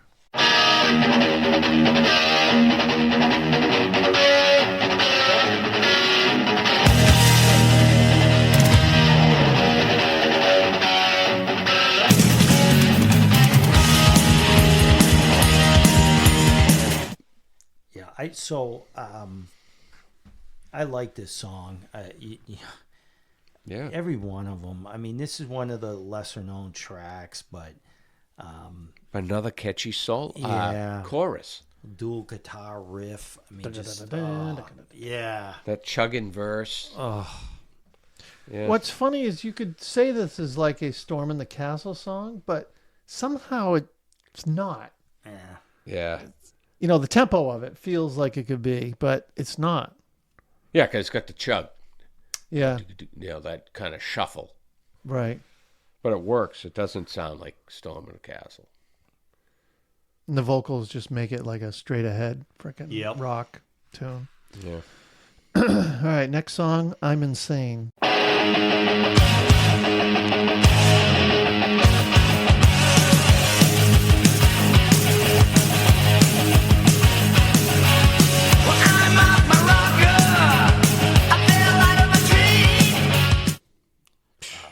Great Another D Martini riff. Yeah. Oh, aggressive. Well written song. This is the writing. Is And well Pier- It was written. written by, this is all Robin. He wrote the whole He thing. wrote this one? Yeah. Yep. I mean, 2 minutes 54 seconds. So real fast tune. Piercy holding steady. You Yeah. know how the band is just plowing forward.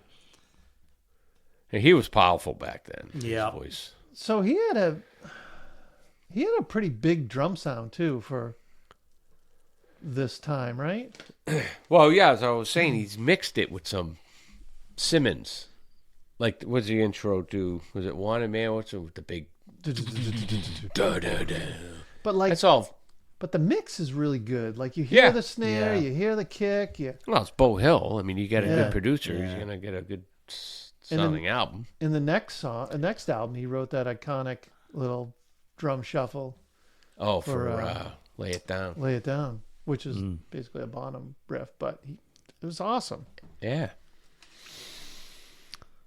I guess I'm on Bobby Blotzer's side tonight. No, I agree with it. I love Blotzer. All right, last song, "Scene of the Crime."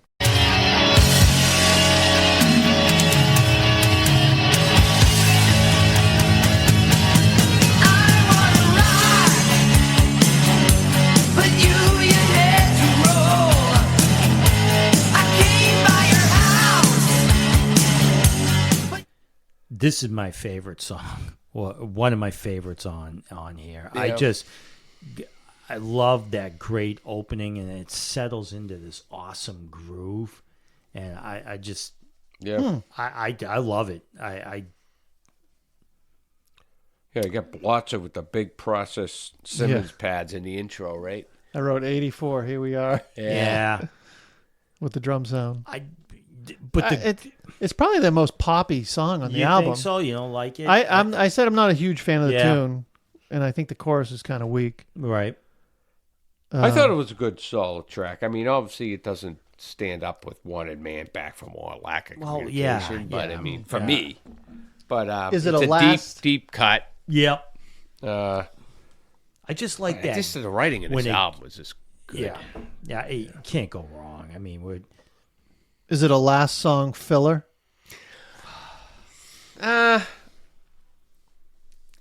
you know, it's interesting because don't know. I don't know that he plays this live now. I doubt it. Yeah. No, So it's a deeper cut for them. Like a lot of people probably don't know this track, but it seems like a filler because you got so many Yeah. great songs in front of it, right. you know. But if you just had this alone, you'd probably say, "Wow, it's a good tune." Yeah. But Yep. Yep. All right. Well, that was the last tune. Dennis, say what you will. Yes. Why? Oh, great song. one of the Yeah. better album. I mean, this is up there. One of the better albums I we've think this seen. album better than the next album, Y- and yeah. better than the album. I think this is their best album. That's Yeah, well. right. I think so. they went down a little and came maybe back up with the Way Cool Jr. was pretty good. Yeah. Album, but this was they peaked right out of the gate, and I don't think God, they yeah. could ever. They headlined, right? Oh yeah, they had lined up until Second album, they Second probably album. started headlining. Yep. second album, third album. They were still out there. Maybe fourth album they were. Out I don't there. know if I saw them live headlining. I did. I saw them on Dance. I think was that Yeah. an album? Yeah. Yeah. Huh. But even that album, I don't know. I just don't think any of their other albums were as good as this one. Yep.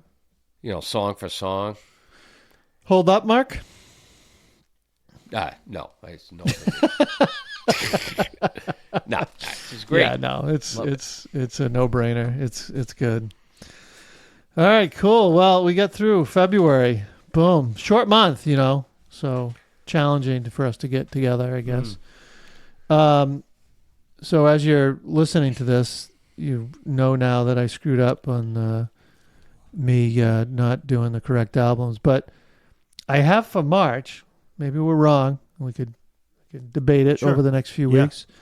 Scorpions, Love at First Sting. Wow. Yep. Hagar Sean, Through the Fire. Oh yeah. Oh, HSAS. yeah. Yep. That's And also then- got Shreve Aronson. an Aronoff. Yeah. Yeah. And here's one we may have to punt or save it for another month or move it around. So we take that liberty. Queen, The Works. Okay. So Cool. all right. And as usual, we're doing it like together in the same room. Yeah. It's not a Zoom. Yeah. No. Yeah. Yeah. Well, hey, listen. So another thing we're going to try to do is we're going to try to get back to that live show for someone to be able to call in or listen, and we got to figure out days and how it's going to work, but probably in April we'll give it a shot. Bye, Dennis. We'll see you. All right, everyone, thanks for listening. Keep sharing the podcast with people you know, and we'll talk to you on the other side. See ya.